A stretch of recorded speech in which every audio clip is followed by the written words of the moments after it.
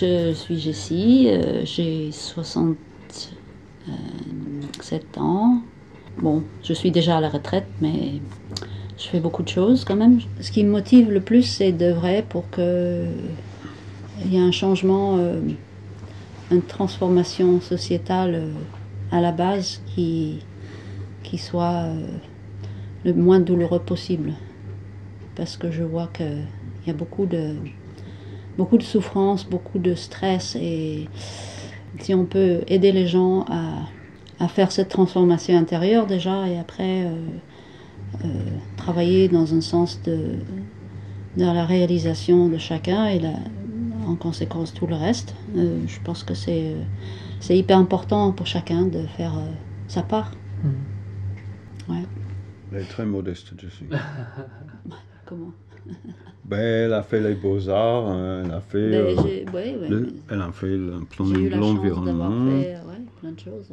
2 stages de permaculture, les diplômés depuis 2010 en permaculture, voilà, formatrice en permaculture. J'ai aussi grandi sur une ferme, alors ça a beaucoup aidé à comprendre plein de choses. Et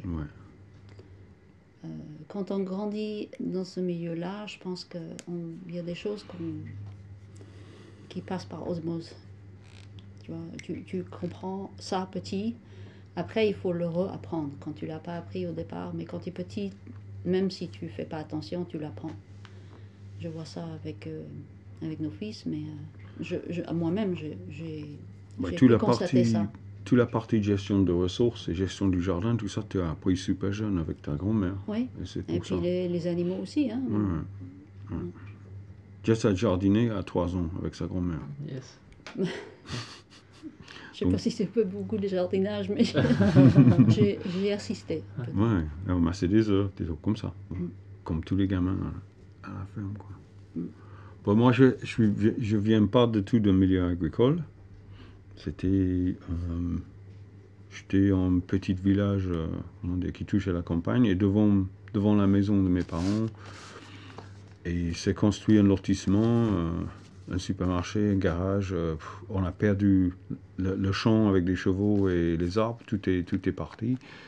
Et j'ai vécu ça en mon enfance, et j'ai trouvé ça très très fort, et c'était sûrement une des choses qui m'a marqué, quoi. C'était d'avoir plus cette liberté, ce sens de liberté de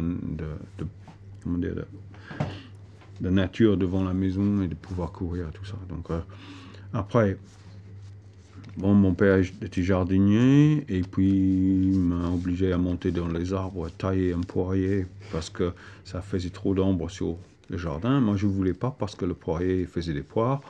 Et je me souviens d'être tout jeune en haut d'un poirier en train de couper. Donc, j'ai fait pas mal de trucs comme ça. Comme m'a dit Jess, là, par osmose, il y a des choses qui ont rentré, quoi.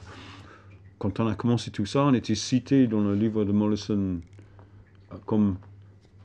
On avait une ferme en France, il y avait 2 fermes en France, il y avait nous et Emilia. Et Emilia était permaculture pyrénéenne, je ne sais pas comment, elle avait un autre nom, là.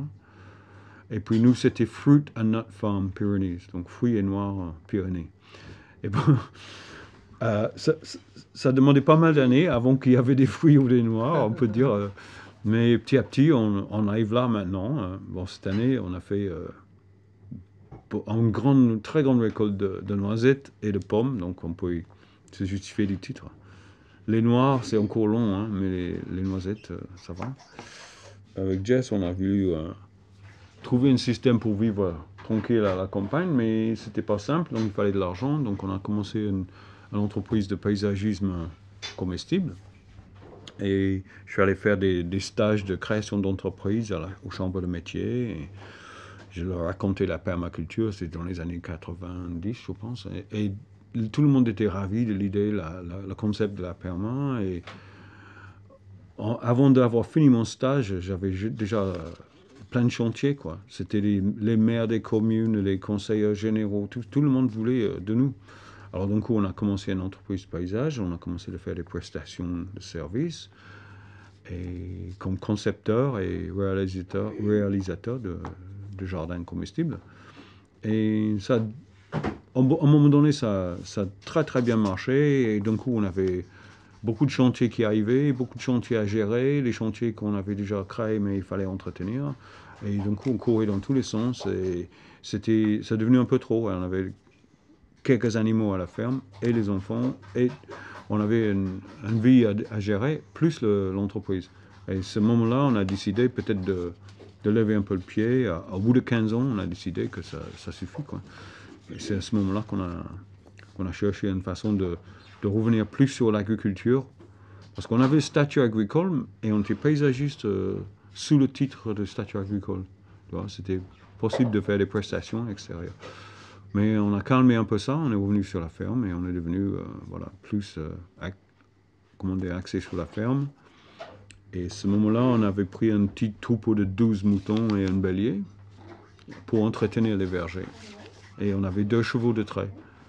J'avais fait 5 ans de traction animale avec des chevaux de trait au début, parce que je ne voulais pas de tracteur, je ne voulais pas de tronçonneuse, j'étais amiche, quoi.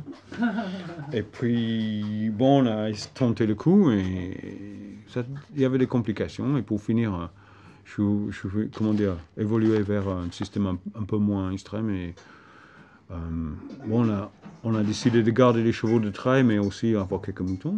Et petit à petit, les moutons sont devenus les stars de la ferme parce qu'ils faisaient rentrer de l'argent et on n'avait jamais gagné un sou avec les premières quelques fruits et noix parce que c'est long à venir, hein, des fruitiers. Il faut pas dire que ça marche pas, mais il faut dire qu'il faut un peu de patience. Il faut l'autre stratégie, quoi.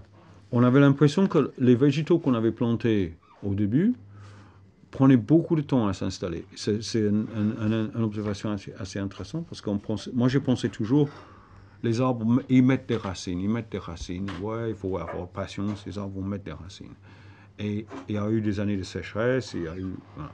Donc on attend. Et d'un coup, on commençait à avoir un meilleur jardin, beaucoup de fumée sur le jardin. Les arbres commencent à devenir très très beaux, même spectaculaires. D'un coup, tous les végétaux ont pris un énorme bond en avant, voilà, comme une explosion. Et pendant un moment, on avait déjà entendu parler de ça en permaculture, mais dans les tropicaux, les gens disaient, ouais, au bout de 3, 4, 5 ans, et après, boum, ça explose, quoi. Et puis après, j'ai compris que c'est les mycorhizes qui sont peut-être présents sur certains arbres et pas sur les autres, peut-être présents dans les plantes sauvages, etc., dans les sols.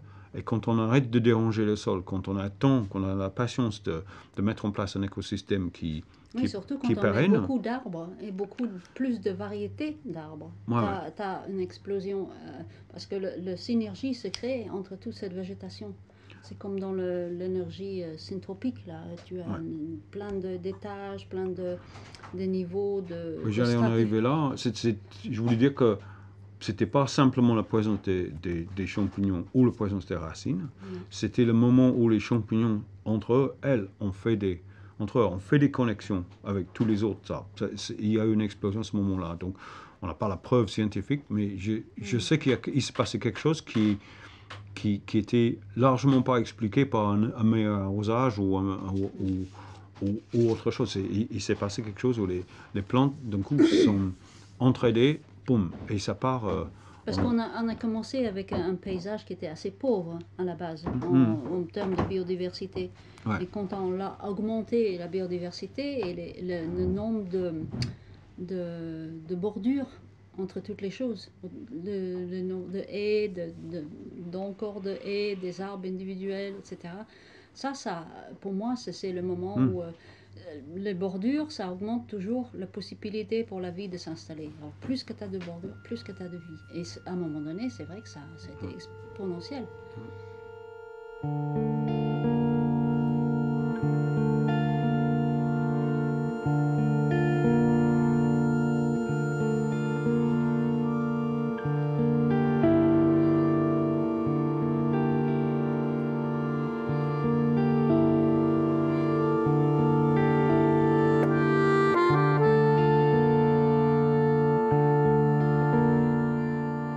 La première geste de l'autonomie, c'est pouvoir penser.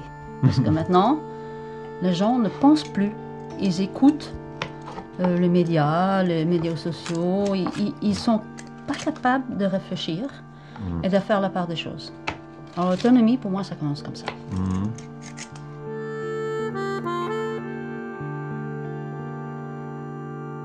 La satisfaction qu'on a d'avoir sa propre nourriture, d'avoir pouvoir sortir de la maison et attraper quelque chose à manger à portée de main, ça c'est énorme. Aussi d'avoir bon, on venait de passer le confinement là, c'est le printemps, et au début du confinement c'était une drôle de sensation parce que on savait pas trop quelles allaient être les règles imposées. Et d'un coup, on avait juste à regarder dans la cave et on savait qu'on pouvait manger à 6 peut-être. On était plusieurs, hein, je crois qu'on avait des invités, on était à 6. On avait l'impression qu'il y avait de la bouffe pour 2 mois dans la cave, tu vois, facilement à 6. Et de l'eau de la source. Donc très très peu de... À part les choses de luxe, on avait très très peu de choses comment dire, à craigner, quoi. Peut-être l'huile d'olive, parce qu'on ne produit pas, farine, le sel, le vin rouge, je sais pas quoi d'autre. Mais on pouvait facilement faire des repas et manger très bien avec ce qu'on avait. Et si on avait le temps, et notamment pendant le confinement, on avait une sensation d'avoir beaucoup plus de temps. Parce qu'on était à la maison, rien de se presser. Quand on a le temps, on peut faire un tas de choses, quoi. On peut se permettre de préparer la nourriture, même si ça prend du temps. Même si on n'a pas d'huile d'olive, on pouvait le faire avec du graisse de mouton, tu vois. Mais ce serait, la plupart du temps, c'est pour se cuire, parce que on a trop de choses à faire. Personne va faire tout. Et notre but n'a jamais été de faire tout. C'était d'avoir un degré d'autonomie, un degré d'autosuffisance alimentaire, énergétique, et de pouvoir avoir une certaine résilience, quoi. Mais pas tout faire, parce que déjà ça te coupe de l'extérieur, ça te coupe des liens avec les autres, c'est pas sain. Je crois aussi que le relationnel entre l'homme et la nature est en plein changement, qu'on n'est plus dans cette mentalité, enfin, on en est pour beaucoup, mais qu'on traverse une période transitoire, et au lieu d'être dans un relationnel exploitatif, on est dans un relationnel négociant, qu'on est dans la conscience de plus en plus qu'on n'existe pas sans la nature, donc il faut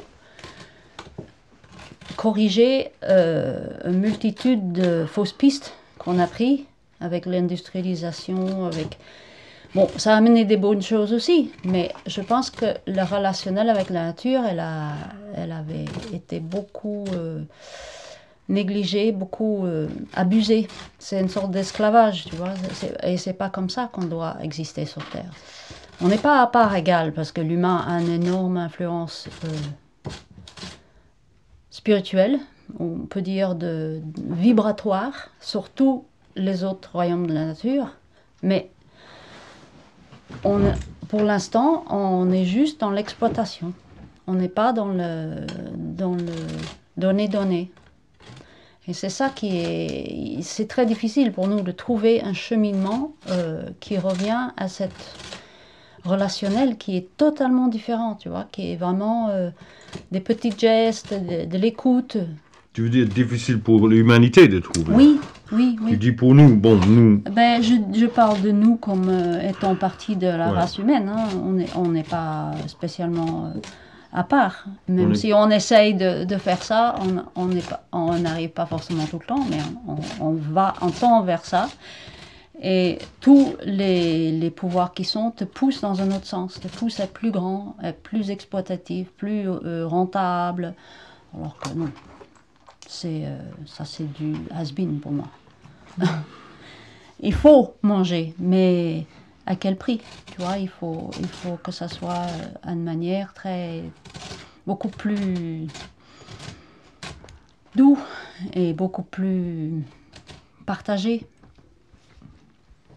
C'est ça qui vous a poussé il y a quoi, il y a 30 ans?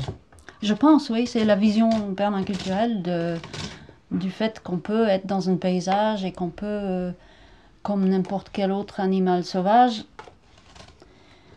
faire ça de manière très donnant-donnant. On plante un arbre, on partage. Tu vois, on partage sur tous les fronts et on est en négociation permanente avec tous les êtres qui nous entourent. Et cette vision qui est idéaliste, mais qui... Enfin, poussé, ça nous a inspiré. Quoi. Oui, on avait fait le stage... Ça nous a beaucoup inspiré, ouais. Le premier stage en 85. Et pendant le stage, je me souviens que chacun tournait des scénarios, un peu sur ce qu'ils avaient envie de faire. À l'époque, on a parlé même de faire mouton et arbre fruitier, parce qu'on trouvait que c'était complémentaire, ça allait très bien ensemble. Parce qu'on avait appris pendant le stage comment il fallait gérer la surface herbe dans les fruitiers. Et moi, j'étais particulièrement choqué quand j'ai appris tout ce qu'il fallait pas faire pour détruire le sol, tu vois, que quasiment tous les arbres fruitiers en France étaient sur un sol nu. Et donc, à part en Normandie où on faisait des prés vergers, et alors d'un coup, avoir des arbres fruitiers, mais avoir un sol en herbe, voulait dire entretenir l'herbe. Ça voulait dire faucher ou pâturer. Et donc, un choix, allant un peu dans le sens où on voulait plus consommer beaucoup de pétrole, c'était essayer d'éviter les machines et partir sur un partenariat avec les animaux, quoi. Donc, au début, on a fauché avec des machines et on a mis l'herbe qui était spontanée, on l'a mis au pied des arbres. Et on mettait ça pour le mulching, pour installer des fruitiers. Ça a pris, on a passé presque 10 ans, peut-être plus de 10 ans à faire ça. À un moment donné, on a dit, mais c'est intéressant parce que les arbres sont installés sans arrosage, sans fertilisant, parce que le mulch nourrissait le sol, ça gardait l'humidité, donc tout était un cycle court, on peut dire, au pied de l'arbre. Mais dans un autre aspect, c'était moins intéressant que de passer cette herbe par le tube digestif d'un animal, parce que dans le sens de Mollison, c'est garder les ressources au niveau le plus fort possible, quoi. Ça veut dire que l'herbe pouvait servir à nourrir un animal qui pouvait, par la suite, par ses digestions, nourrir l'arbre. Donc on a un animal comme un produit qui est comment dire, intermédiaire. Et qui nourrit plusieurs autres animaux en même temps. Et qui nourrit d'autres animaux et qui nourrit plein de choses finalement. Donc l'animal trouve sa place dans le cycle. Et quand on essaie d'exclure l'animal simplement pour mettre des machines, on n'est pas bon parce qu'on utilise beaucoup de pétrole. Mais quand on a introduit les animaux, il faut aussi se positionner et dire quelle est la place de l'animal dans l'histoire. Est-ce que l'animal va être bien? Est-ce qu'on va l'exploiter ou pas? Est-ce qu'on va finir par le tuer et le manger? Ou est-ce qu'on laisse faire, etc., etc. Donc, on part sur une idée, souvent avec un idéal, et on finit avec la réalité. Et la réalité, c'est finalement que les moutons sont très chouettes, ils bouffent super bien de l'herbe, mais ils peuvent aussi manger un peu les arbres. Ça, c'est côté gestion, il faut avoir un œil sur ça. Après, vous avez la côté gestion de l'herbe même, ça veut dire est-ce qu'il y a assez pour nourrir un mouton toute l'année ou on le met juste dans le verger et après on n'a plus besoin de moutons. Donc du coup, comment on fait pour le reste de l'année? Soit on partage les moutons avec quelqu'un, etc. Bon, après, on arrive à dire ok, on gère tout ça, mais maintenant pour le mouton, pour son bien-être, on comprend que si on le laisse dans le verger tout le temps, il va attraper les parasites. Et finalement, quand on comprend le parasitisme du mouton qui est assez complexe comme sujet, on comprend qu'il faut le déplacer tout le temps. Donc il faut des surfaces autres que le verger et il faut pouvoir les déplacer. Ou il faut beaucoup de vergers, quoi. Alors tout ça suppose une compréhension du fonctionnement de la nature, qui on revient à observer et interagir. Tu peux pas juste faire ça n'importe comment. Il faut comprendre comment le système marche, pourquoi il marche. Tous les intervenants, que ce soit les parasites, l'herbe, le mouton, l'humain, Les le prédateur, le social, la civilisation, tout. Et après, tu peux commencer à faire du design. Tu peux commencer à mettre les éléments ensemble de manière que c'est gagnant-gagnant pour tout le monde. Voilà. Et la question pour le mouton, c'est que quelle est la situation que ce soit gagnant-gagnant pour le mouton, quoi, parce que c'est la version light, on peut dire la version très peu approfondie, c'est que le mouton va finir par être mangé. C'est terrible parce que le mouton finit par être mangé. Mais en fait, la vérité d'un mouton, c'est qu'il finit toujours par être mangé par quelque chose, quoi. Et donc, la question, c'est est-ce qu'on laisse manger le mouton par les renards, les vautours, les loups, ou tout simplement les mouches et les vers de terre, ou est-ce qu'on fait intervenir une espèce autre pour manger le mouton avant? Donc, ok, si on est prêt à dire, la logique serait que l'humain pouvait manger le mouton, les vers de terre, les mouches peuvent manger les excréments de l'humain, ou le corps de l'humain quand lui il crève. Donc finalement, on a tout un cycle qui se met en place. Mais on finit avec la dernière question, c'est la souffrance de l'animal. Est-ce que les animaux souffrent? Et est-ce qu'ils souffrent dans le contexte qu'on les met dans un écosystème artificiel? Et voilà, quand on a fait le tour de tout ça, petit à petit, on voit que planter un verger, c'est bien compliqué, quoi. C'est pas simplement planter quelques arbres, et puis après... on n'a pas parlé bien-être des arbres non plus, tu vois, on pouvait parler bien-être des arbres. Il y a un dicton amérindien, je crois que c'est tout le monde dans la nature vit pour les autres. Le soleil ne brille pas pour lui-même, les rivières ne boivent pas par leurs propres eaux, les arbres ne mangent pas leurs propres fruits. Tout le monde dans la nature vit pour les autres. Et ça, je crois que c'est une règle de base dans les systèmes naturels. On est tous interconnectés, on est là pour venir au bien, non pas pour le bien-être, mais pour le bien-être des autres aussi. Et ça, les gens, bon, même si on est amené à manger de la viande, qui est un sujet en ce moment très tabou, je pense que ça fait partie de ce cycle naturel, et quand c'est fait dans le respect de l'animal, dans le respect de la vie et la mort, il n'y a pas de problème. Il y a moins de mal créé en mangeant de la viande qu'il y a avec tous les jugements et les mauvaises vibrations faites par les gens. Les Indiens le faisaient dans le respect total de l'autre. Et ils avaient même des mythes qui décrivaient ça comme une fraternité. C'était les frères Bison. Et le frère Bison leur a dit, il y a toute une histoire. Le bison et les Indiens habitaient au fond d'une cave. Et le bison est sorti, il a tout couvert la prairie, le soleil, etc. Il a dit aux Indiens, venez nous rejoindre. C'était des frères. Et les Indiens ont dit, non, mais on n'a pas le poil comme vous, on ne peut pas se nourrir de l'herbe. Comment veux-tu qu'on existe dans ce milieu qui est aussi difficile? Et les buffles ont réfléchi, ils sont partis, et finalement ils ont dit, on vous donne tout ce qu'il faut pour vivre, l'abri, les vêtements, la viande, tout ce qu'il faut, on vous nourrit. Est-ce que vous venez nous rejoindre? Et les humains ont dit, mais qu'est-ce que vous voulez? C'est quoi le prix? Et le bison a dit, on veut juste de l'amour et le respect. Et j'ai trouvé ça super beau, tu vois, parce que c'est vraiment, pour moi, l'idéal de ce que c'est cette relationnel.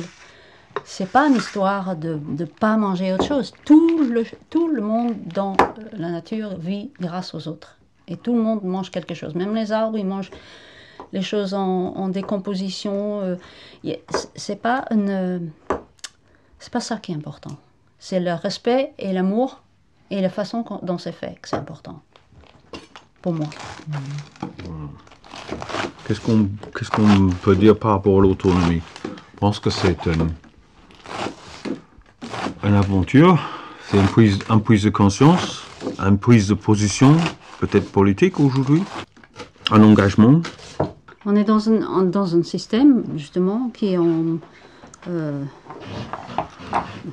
s'emballe. Et on parle toujours en permaculture, c'est basé sur le systémique.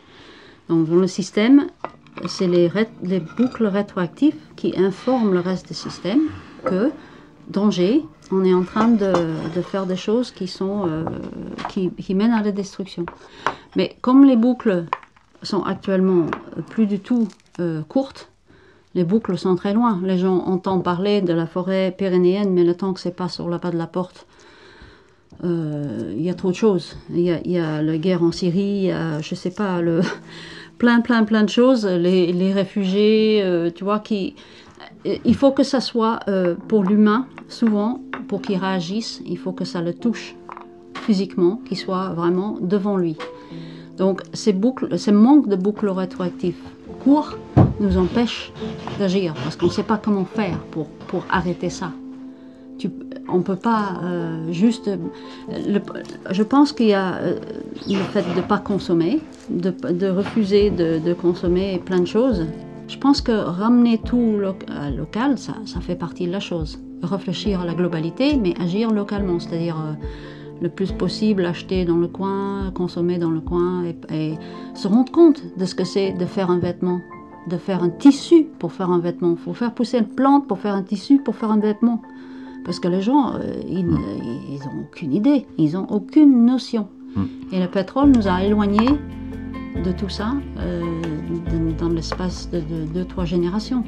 On ne sait plus comment s'habiller si on enlève tout le processus industriel. C'est pas que le processus industriel est mauvaise, c'est que il faut qu'elle soit, que les gens ont une compréhension de la totalité du processus pour ne pas juste consommer et penser que ça tombe du ciel. Parce que ça ne tombe pas du ciel. Elle est mauvaise dans le sens qu'elle a dépassé une certaine taille, et c'est cette fameuse taille humaine, quoi, où si une personne n'est pas capable de comprendre toute la chaîne et tout le processus, on est déjà dans l'éloignement de la... Ça montre jusqu'à quel point on est déconnecté de la peau de bison ou le toison du bélier, quoi.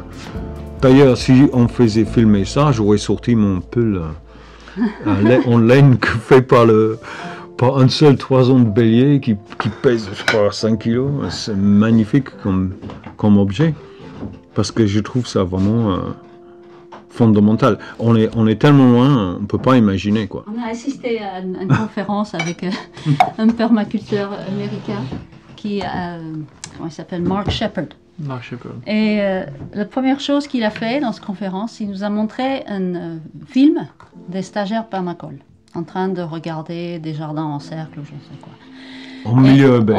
En milieu urbain. Et la première chose qu'il a dit, c'est que, tu vois, tous ces gens-là, il a dit, ils vont tous crever de faim.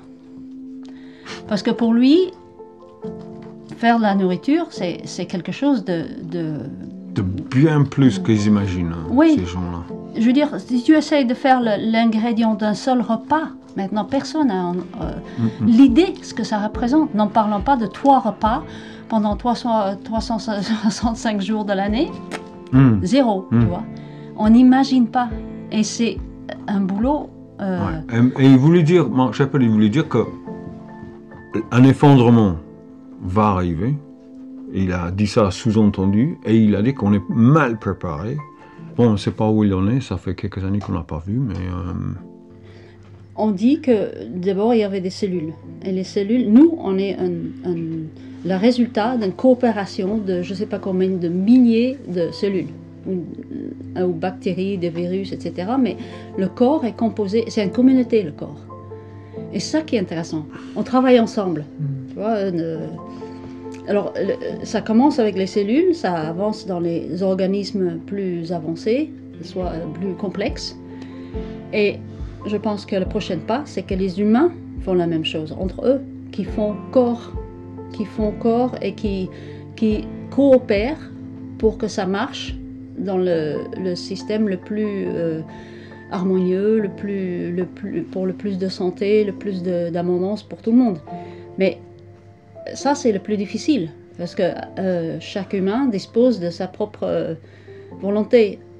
Ça, c'est compliqué, parce qu'il faut que la volonté soit, si tu veux, donnée au service de la totalité. C'est ce qui sépare les humains de la reste du vivant, parce que l'humain, il a le choix et il a la conscience. Et une fois qu'il a la conscience, il comprend que que agir pour le vivant est un choix.